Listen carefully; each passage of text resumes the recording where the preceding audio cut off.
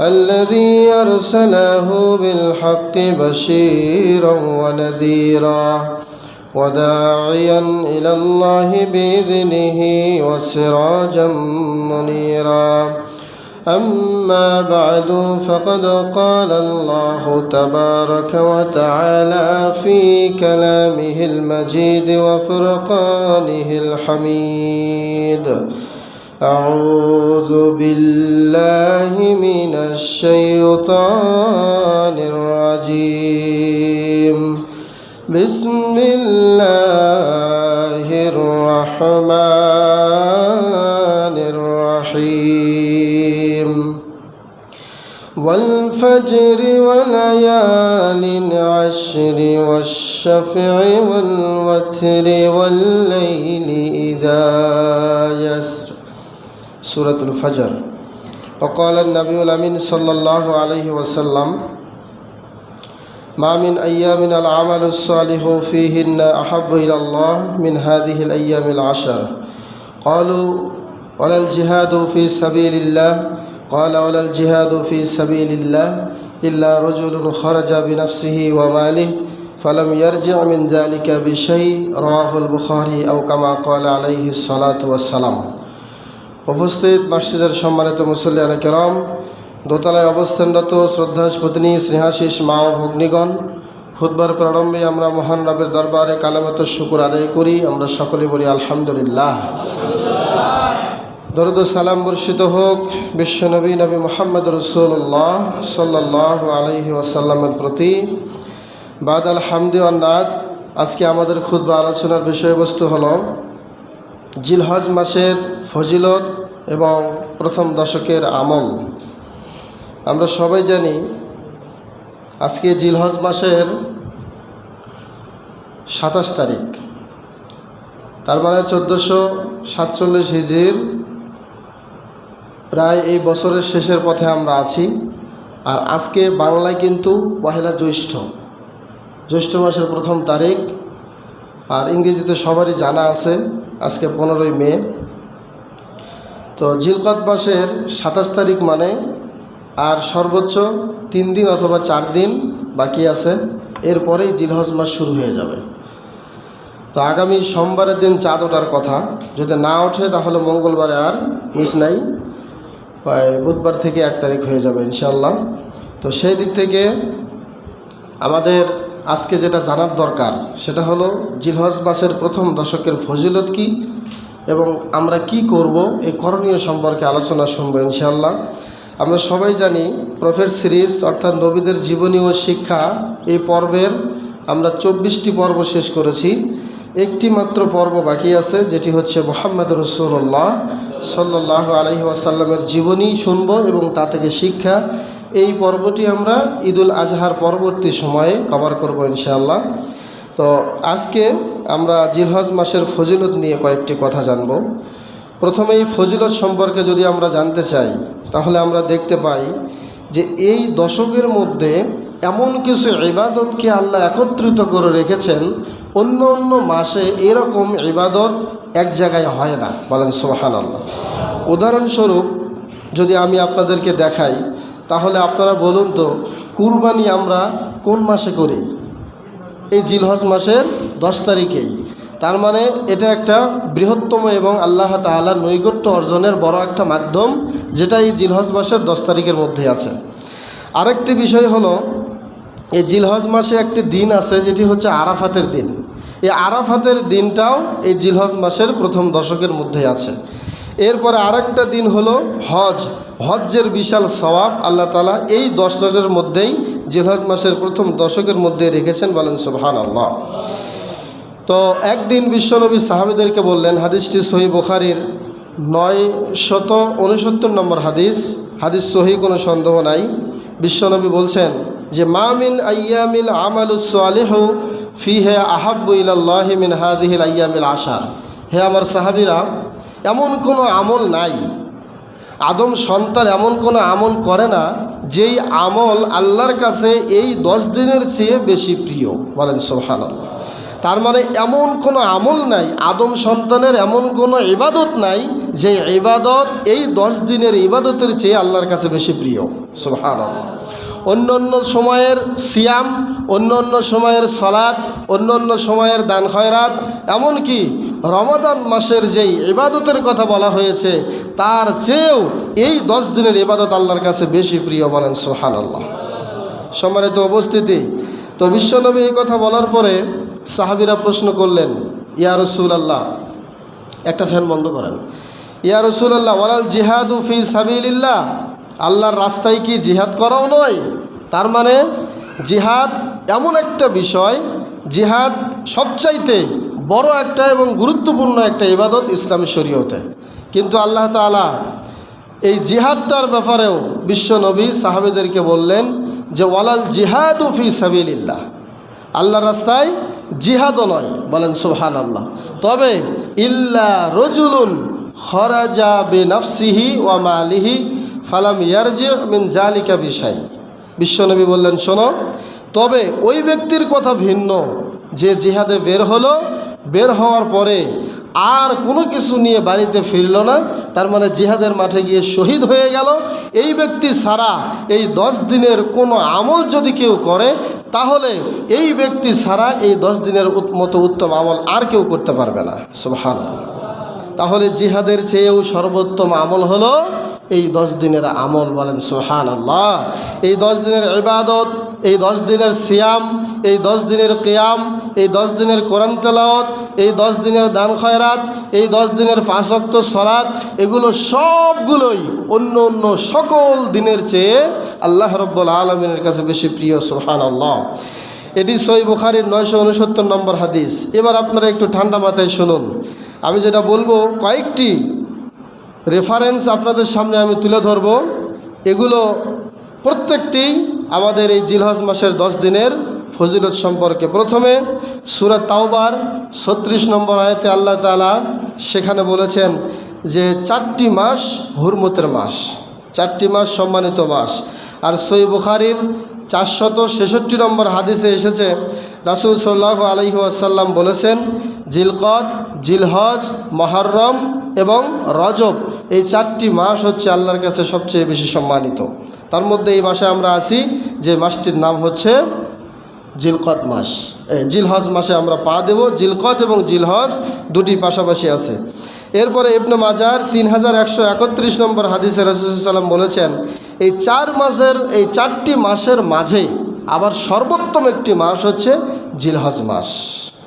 অর্থাৎ জিলকদ, জিলহজ, মুহররম আর রজব, এই 4টি মাসের মধ্যে জিলহজ মাসটি আরও বেশি সম্মানিত।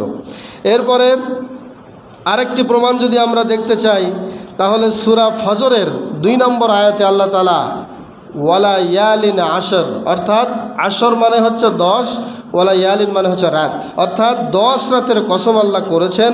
তার মানে এই ব্যাখ্যায় রাইসুল মুফাসসিরিন আব্দুল্লাহ ইবনে আব্বাস রাদিয়াল্লাহু আনহুমা তিনি বলেছেন, এই 10 রাত বলতে আল্লাহ তাআলা যে কসম করেছেন, তিনি ছিলেন সমস্ত মুফাসসিরদের সম্রাট এবং সমস্ত তাফসির কারকদের নেতা। তিনি হচ্ছেন আব্দুল্লাহ ইবনে আব্বাস রাদিয়াল্লাহু আনহুমা। তিনি বলেছেন যে এই 10 রাতের কসম মানে আল্লাহ তাআলা জিলহজ মাসের প্রথম দশকের রাতের কসম করেছেন। সুবহানাল্লাহ। তাহলে এখানেও আমরা বুঝতে পারি কত গুরুত্ব। তো বুখারীর 969 নম্বর হাদিসে রাসূল সাল্লাল্লাহু আলাইহি ওয়াসাল্লামও বললেন যে জিলহজ মাসের প্রথম দশকের আমল আল্লাহর কাছে সবচাইতে দামি। এবং সহিহ আল বাজ্জারের 1128 নম্বর একটা হাদিসে রাসূল সাল্লাল্লাহু আলাইহি ওয়াসাল্লাম বলেছেন, জিলহজ মাসের প্রথম দশক আল্লাহর কাছে সবচাইতে বেশি দামি। ইবনে মাজার 3131 নম্বর হাদিসে এসেছে, আল্লাহ রাসূল বলেছেন, জিলহজ মাসের 10 দিন অন্য অন্য সকল 10 দিনের চেয়ে আল্লাহর কাছে সবচাইতে বেশি উত্তম। বলি সুবহানাল্লাহ। সম্মানিত উপস্থিতি, এবং বলা হয়েছে আফজালু হাদিহিল আইয়ামুদ দুনিয়া, এই 10 দিন দুনিয়ার মধ্যে যত দিন আছে সকল দিনের চেয়ে শ্রেষ্ঠ দিন। বলেন সুবহানাল্লাহ। সম্মানিত উপস্থিতি, তাহলে এতক্ষণ যাবৎ আমরা যা শুনছিলাম তার মেইন এবং মূল পয়েন্টটি ছিল এই 10 দিনের গুরুত্ব কত বেশি, এই 10 দিনের ইবাদতের গুরুত্ব কত বেশি, যেটা আল্লাহ সুবহানাহু ওয়া তাআলার কাছে কোনো ইবাদতই মানে সমকক্ষ হবে না এই 10 দিন আমরা যে ইবাদত করব। এখন রমাদান মাস চলে গিয়েছে, তার মানে কি আমরা ওইরকম ইবাদতে মগ্ন হব না? রমজান মাসেই শুধু ইবাদত করব, বেশি বেশি অন্য অন্য মাসে রমাদানে চলে গেলে আর ইবাদত করব না, বিষয়টা কি এরকম নয়। অর্থাৎ আগামী সোমবার অথবা মঙ্গলবার থেকে যে মাসটি শুরু হচ্ছে, এই মাসটি শুরু হলেই আমাদেরকে অনেকগুলো আমল করতে হবে। আসুন আমরা এই আমলগুলো সম্পর্কে একটু জানি ইনশাআল্লাহ। আল্লাহ তাআলা যেন আমাদেরকে আমলগুলো করার তৌফিক দান করেন, সকলে পড়ে আমিন। 1 নম্বর যেটা আমল সেটা হলো নিজের হাতে আমরা কুরবানি করব। যার যে কুরবানি আমরা নিজের হাতে কুরবানি করব। কেননা আমরা জানি বিশ্বনবী একটা নয়, দুইটা নয়, 100টি কুরবানি তিনি করেছিলেন। বলেন সুবহানাল্লাহ। 100টি কুরবানি করার সময় তিনি 63টা কুরবানি নিজের হাতেই করেছেন। আর বাকি যেই কুরবানিগুলো 100টা মিল করতে, এগুলো আলী রাদিয়াল্লাহু তাআলা আনহুকে বলেছিলেন যে হে জামাই আলী, তুমি বাকিগুলো কুরবানি করে দাও। সুবহানাল্লাহ। সম্মানিত উপস্থিতি, তাহলে সরাসরি নিজের পশু নিজের হাতে কুরবানি করা এটা কার সুন্নাহ? আল্লাহর নবীর সুন্নাত। কাউকে ডাকাডাকি করবেন না, আপনার কুরবানি আপনি নিজেই করবেন। আপনি যদি বেনামাজি হন, আপনার কুরবানি বেনামাজি জব হলো। আপনি যদি নামাজি হন, তাহলে একজন নামাজি ব্যক্তির হাতে আপনার কুরবানি জব হলো। আপনি নামাজ পড়েন না, একজন নামাজি লোককে নিয়ে এসে কুরবানি করলেন, কি ফায়দা হবে? কোনো উপকার নাই। অতএব যার বোঝা তারই উপরেই বর্তাবে। আপনি যদি ঘুষের টাকা দিয়ে, আপনি যদি সুদের টাকা দিয়ে, আপনি যদি হারামের পয়সা দিয়ে কুরবানি কিনে থাকেন, তাহলে এটা আপনি হারামখোর হয়েই, আপনার হারাম পশুকে আপনি হারামখোর হয়েই জব করতেছেন। এখানে নামাজি ব্যক্তি দায়ভার নিতে যাবে কেন? এটাই ছিল আল্লাহ নবীর প্রথম শিক্ষা, যে যে নিয়তে কুরবানি করতেছেন, যে পয়সায় যে অর্থে কুরবানি করতেছেন, ওই ভার ওই দায়িত্ব যেন তার উপরেই থাকে, অন্য কারো উপরে যেন ন্যস্ত না হয়। সুবহানাল্লাহ। এই জন্য আমাদের উচিত কুরবানির পশু জবে করব নিজের হাতে। এটা হলো 1 নম্বর আমল। এরপরে 2 নম্বর আমল হলো গোস্ত যখন আমরা বন্টন করব, গোস্ত আপনি সব গোস্ত একা একা খাইতে পারেন, কোনো আপত্তি নাই। কিন্তু এই গোস্ত কুরবানির যেই শিক্ষা আল্লাহর নবী দিয়ে গিয়েছেন, সেটা হলো তিনি গোস্ত নিয়ে সারা মদিনা, সারা মক্কা খুঁজতেন যে কে আছে অসহায়, কাকে কুরবানির গোস্ত দেওয়া যায়। শুধু অসহায় বললে ভুল হবে, তার পরিচিত বন্ধু বান্ধব, আত্মীয় স্বজন যারা সচ্ছল, যারা কুরবানি দিয়েছে, তাদেরকেও গোস্ত বন্টন করতে হবে। এগুলো হচ্ছে সম্প্রীতির একটা বন্ধনের একটা সেতুবন্ধন। যারা মানুষের মাঝে বন্ধন এবং সেতুবন্ধন, প্রীতি মহব্বত বাড়াতে চায়, তাদেরকে এই কাজগুলো করতে হবে, শেয়ার করতে হবে। আপনার গোস্ত আপনিও জবাই করেছেন 3 লক্ষ টাকা দিয়ে একটা পশু, বা 1,50,000 টাকা দিয়ে একটা পশু জবাই করেছেন। আপনার আত্মীয় তিনিও করেছেন 2 লক্ষ টাকার একটা পশু জবে। আপনার উচিত আপনার বন্ধুর বাসায়, আপনার শ্বশুরের বাসায়, আপনার শ্যালকের বাসায়, আপনার আত্মীয় স্বজনের বাসায় অন্তত 2-1 কেজি, 2-4-5 কেজি করে হলেও আপনি গোস্ত পৌঁছাবেন। এটা আপনার একটা ইমানি দায়িত্ব। গোস্ত বন্টন করার ব্যাপারে নিজে খাবেন, আত্মীয় স্বজনকে খাওয়াবেন, সচ্ছল ব্যক্তি, ধনী ব্যক্তি, তাদের বাড়িতেও আপনারা গোস্ত পাঠাবেন। অনেক সময় আমরা বলতে শুনি যে গোস্ত অমুক হাজি সাহেবে তো 4-5টা গরু জবাই করেছে, আরে তার কাছে আবার গোস্ত নিয়ে যাব কেন? জি না, এগুলো ভুল ধারণা। এই টেন্ডেন্সিগুলো আপনারা পরিবর্তন করবেন। উনি 10টা কুরবানি দেখ, আপনি সেদিকে দেখবেন না। আপনার গোস্ত আপনার অসহায় ব্যক্তিদেরকে যেভাবে দেন, ঠিক একজন সচ্ছল ব্যক্তির বাড়িতেও আপনি একটা গোস্তের পোটলা নিয়ে যাবেন, নিয়ে গিয়ে সালাম দিবেন, বিনিময় করবেন। ঈদের আনন্দটা ভাগাভাগি এভাবেই হয়। শুধু অসহায়দেরকে দিবেন আর বন্ধু বান্ধব, সচ্ছল ব্যক্তি যারা আছে তাদেরকে দিবেন না, এটা কিন্তু কুরবানির গোস্ত বন্টনের কোনো নিয়ম নয়। এই গোস্তের এমন কোনো হাদিস কেউ দেখাতে পারবে না যেটা শুধু অসহায়দেরকেই খাওয়াতে হবে। যদি অসহায়রা খেত, তাহলে আপনি তো 5 লক্ষ টাকা দিয়ে কুরবানি দিয়েছেন, আপনি খাইলেন কেন? এর মানেই হলো কুরবানির গোস্ত সবাই খাবে, ধনী মিসকিন, গরিব, সচ্ছল অসচ্ছল যারা আছে সবাই খাবে। এমনকি হিন্দু প্রতিবেশী যদি খাইতে চায়, হিন্দুকেও আপনি দিতে পারবেন, কোনো সমস্যা নাই। এই গোস্ত খাওয়াতে কারো কি নাই? নিষেধ নাই। দেখবেন যাদের অ্যালার্জি বেশি, যাদের ডায়াবেটিক্স আছে, যারা গরুর গোস্ত থেকে দূরে থাকে, কুরবানির গোস্ত কিন্তু শখ করেই 2 টুকরা হলেও খায়। কেন খায়? যে না এটা কুরবানির গোস্ত। কি বলেন, ঠিক কি না? সম্মানিত উপস্থিতি, আমি যেটা বলতে চাচ্ছিলাম 2 নম্বর আমল হলো গোস্ত বন্টনের ক্ষেত্রে কোনো বৈষম্য রাখবেন না, সবাইকে গোস্ত দেওয়ার আপ্রাণ চেষ্টা করবেন। আপনার সাধ্য অনুযায়ী যতগুলো ব্যক্তিকে পৌঁছানো সম্ভব ততগুলো ব্যক্তিকে বাড়িতে বাড়িতে আপনি গোস্ত পৌঁছায় দেবেন ইনশাআল্লাহ। 3 নম্বর একটা আমল হলো যারা কুরবানি করব তারা জিলহজ মাসের চাঁদ ওঠার সাথে সাথেই পায়ের নখ, হাতের নখ, মাথার চুল, কোনো চুল আমরা হাত দেব না। এটা আল্লাহর নবীর আদেশ। কার আদেশ? বিশ্বনবী বলেছেন, মান আরাদা আন ইউদহিয়া, যে ব্যক্তি ইচ্ছা করলো কুরবানি করবে, যে ব্যক্তি ইচ্ছা পোষণ করলো কুরবানি করবে।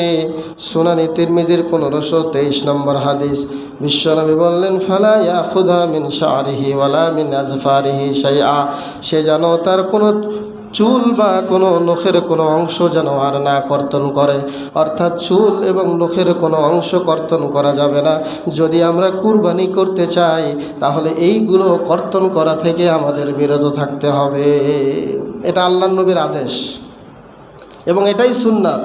এবং এই হাদিসের ব্যাখ্যায় মুহাদ্দিসিনে কেরাম আরও বলেছেন, যারা কুরবানি করতে সমর্থ নয়, কুরবানি করতে পারবেন না, তারাও যদি এই আমলটা করে তাদেরও আমল নামায় কুরবানির সওয়াব হয়ে যাবে। সুবহানাল্লাহ, এটা একটা আমল। এই জন্য আগামী সোমবারের আগেই আমাদের সবাইকে কি করতে হবে? রবিবারের ভেতরেই যার চুল কোনো কর্তন করার দরকার হয় কেটে নিতে হবে, অথবা নখ কোনো কর্তন করার প্রয়োজন হলে এটা কর্তন করে নিতে হবে।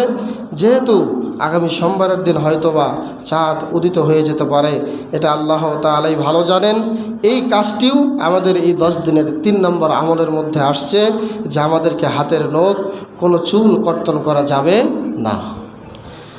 4 নম্বর একটা আমল হলো বেশি বেশি লা ইলাহা ইল্লাল্লাহ, সুবহানাল্লাহ, আল্লাহু আকবার, লা হাওলা ওয়ালা কুওয়াতা ইল্লা বিল্লাহ, এগুলো বেশি বেশি পাঠ করা। বিশ্বনবী বলেছেন, ফাআকসিরু ফীহিন্না তাহলিল ওয়াত তাসবিহ ওয়াত তাকবীর, তোমরা বেশি বেশি করে এই 10 দিনে সুবহানাল্লাহ বলো, বেশি বেশি এই 10 দিনে আলহামদুলিল্লাহ বলো, লা ইলাহা ইল্লাল্লাহ বলো, আল্লাহু আকবার বলো। মুসনাদ আহমদের 5446 নম্বর হাদিস, সহিহ হাদিস।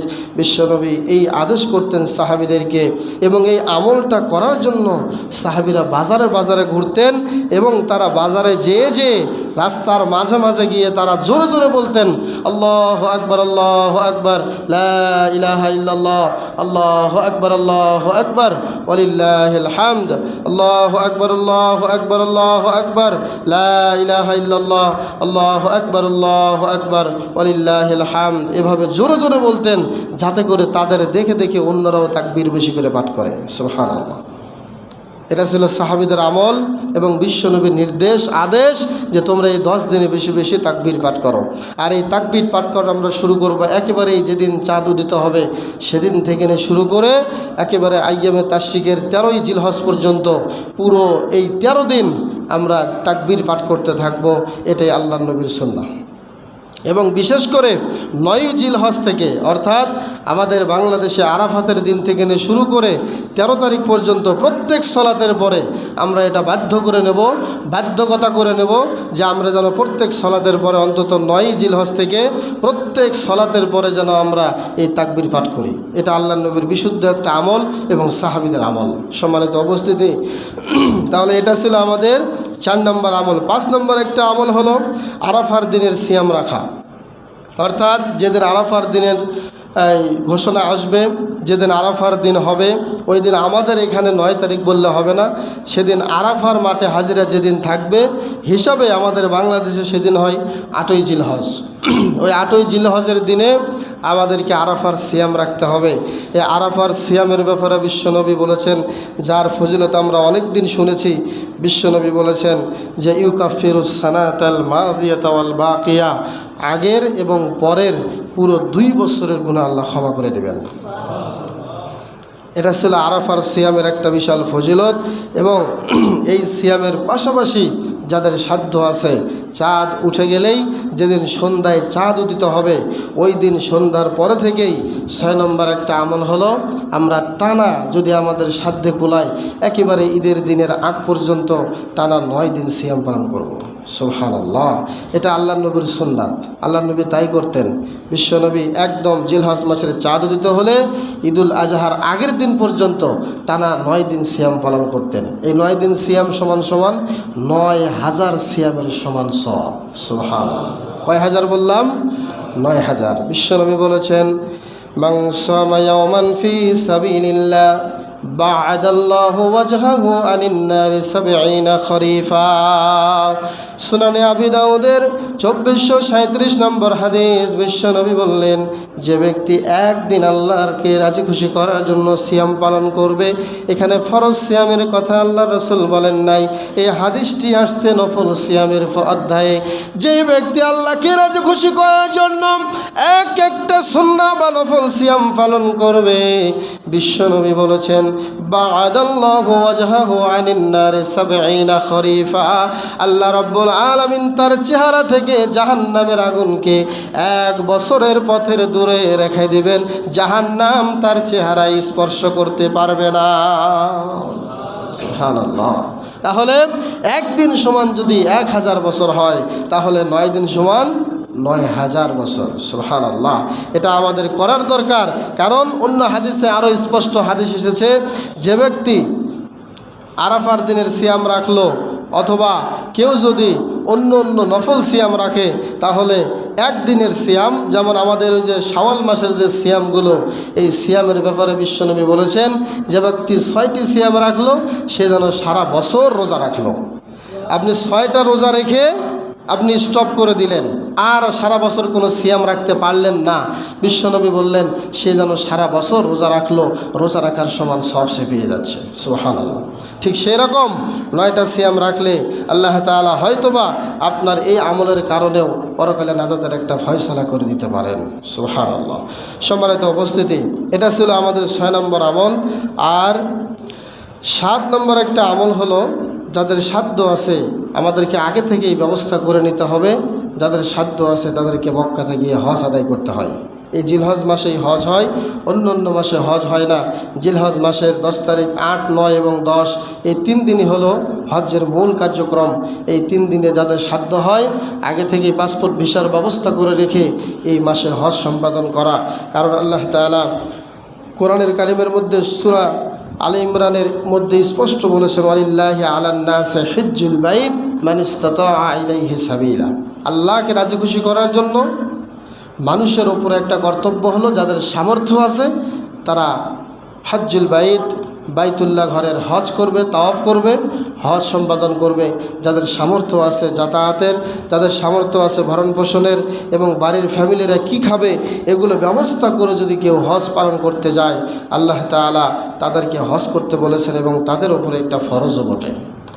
এটা তাদের উপরে ফরজ।